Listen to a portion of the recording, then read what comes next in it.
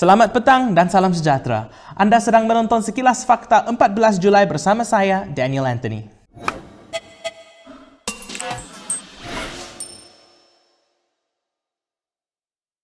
Lembaga tabung haji yang dikecam teruk serta didakwa dikuasai orang bukan Islam semasa pemerintahan PH kini mencatat lebihan aset sebanyak 1.9 bilion ringgit menurut Perdana Menteri Muhyiddin Yassin. Laporan prestasi pada setengah tahun pertama 2020 menunjukkan aset yang dimiliki agensi itu ialah sebanyak 78 bilion ringgit.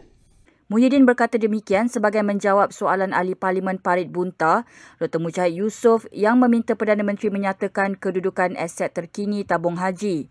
Untuk rekod, selepas menjadi kerajaan, PH giat melakukan penstrukturan semula tabung haji selepas mendapati wujud ada beberapa isu semasa ditadbir BN. Antara yang kuat mengecam kerajaan ketika itu ialah ulama PAS Ahmad Dusuki Abdul Rani yang turut memberikan cadangan bagaimana tabung haji patut dikelola. Pembangkang ketika itu juga mendakwa tabung haji sudah dikuasai bukan Islam, merujuk kepada Lim Guan Eng yang menjadi Menteri Kewangan dan mendakwa Lim mempengurusikan mesyuarat berkaitan tabung haji. Muhyiddin berkata selaras dengan pelaksanaan Pelan Pemulihan dan Penstrukturan TH, aset-aset yang kurang berdaya saing dipindahkan kepada sebuah syarikat tujuan khas iaitu Urus Harta Jemaah Sendirian Berhad yang dimiliki penuh oleh kerajaan di bawah Menteri Kewangan diperbadankan. Oleh yang demikian, katanya, TH tidak dikuasai oleh orang bukan Islam. Anggota Parlimen Baling Abdul Aziz Abdul Rahman diarah menarik balik kata-katanya yang menyinggung dan memohon maaf kepada Ahli Parlimen Batu Kawan Kasturi Pato. Permohonan maaf itu dibuat atas arahan dari Speaker Dewan Rakyat Azhar Harun hari ini. Bagi saya adalah penting untuk rakyat netizen yang tidak berdosa di luar sana tahu supaya saya tidak ada sama sekali niat untuk memanggil sesiapa gelap kerana diri saya sendiri pun Allah telah takdir saya dilahirkan sebagai gelap. Jadi tak ada sebab pun saya nak panggil orang lain gelap. Walau bagaimanapun dengan ini saya menarik balik dan memohon maaf. Terima kasih Datuk Yang Speaker. Bagaimanapun, Kasturi dalam satu sidang media di Parlimen menyatakan sedang mempertimbangkan untuk merujuk Abdul Aziz ke Jawatan Kuasa Hak dan Kebebasan Parlimen susulan kenyataan beliau yang bersifat seksis dan perkauman. Saya rasa itu tindakan yang baik. Ramai ahli parlimen telah mencadangkan. Jadi kami akan berbincang, mungkin mengumpul bukti dan seterusnya barangkali akan merujuk beliau sebab ini akan menetapkan satu presiden bahawa ahli parlimen walaupun kami diberikan imuniti dalam Dewan Rakyat tetapi kita tidak boleh take for granted dan juga abuse imuniti tersebut. Malaysia adalah negara berdaulat yang tidak akan memberikan kewarganegaraan dengan mudah termasuk anak-anak tanpa kad pengenalan, tegas Menteri Dalam Negeri Hamzah Zainuddin. Bagaimanapun tindakan kerajaan memberikan dokumentasi kepada golongan itu adalah bagi memberi pengenalan identiti kepada mereka. Kita tengok, kalau kita dah tidak boleh beri apa sekalipun kelayakannya, kita akan pastikan mereka sekurang-kurangnya ada identiti untuk mereka hidup dalam negara ini. They are pada saya, they are the citizen of the world. Sama ada mereka di Sabah kan di mana pun, mereka masih lagi manusia. Sebab itu saya nak pastikan segala apa yang dilakukan ini supaya setiap mereka yang ada dalam negara kita ini mempunyai identitinya. Terdahulu, Ahli Parlimen Sempurna dan juga Ketua Menteri Sabah, Syafiq Abdal meminta KDN segera menyelesaikan isu anak-anak tanpa dokumen di Sabah serta mempersoalkan tindakan kerajaan meletakkan pemegang kad burung-burung dan sijil banci sebagai penerima PAS sementara Sabah.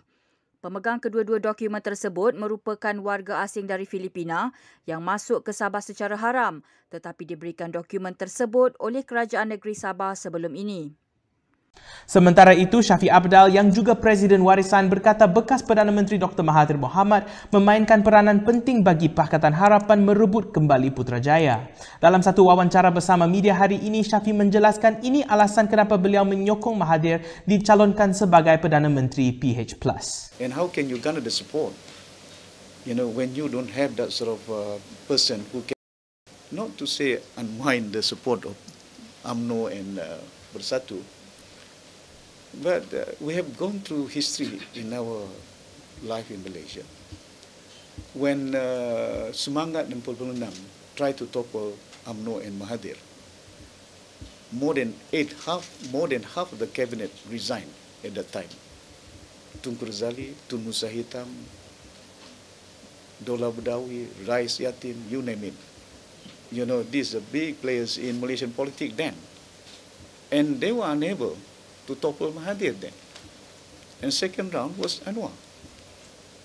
You know, all the movement keadilan, that was Semangat 66, and next was Mahathir, Anwar. And UMNO was still there. Kerajaan hari ini tidak membenarkan sebarang permohonan mana-mana pihak untuk bercuti ke luar negara, termasuk daripada ekspatriat yang memegang pas pekerja kategori 1. Kalau mereka ingin juga keluar bercuti, kita tidak benarkan mereka kembali ke negara kita sehinggalah ke satu-satu tarikh yang ditetapkan. Kita berlaku adil kerana rakyat kita tidak benarkan bercuti. Tidak dibenarkan keluar negara.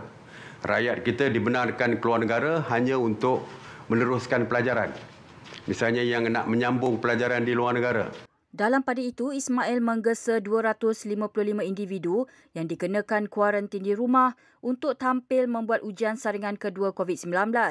Ini selepas mereka gagal berbuat demikian pada hari ke-13 kuarantin. Katanya lagi, kegagalan berbuat demikian boleh dikenakan kompaun RM1,000 atau dibawa ke mahkamah.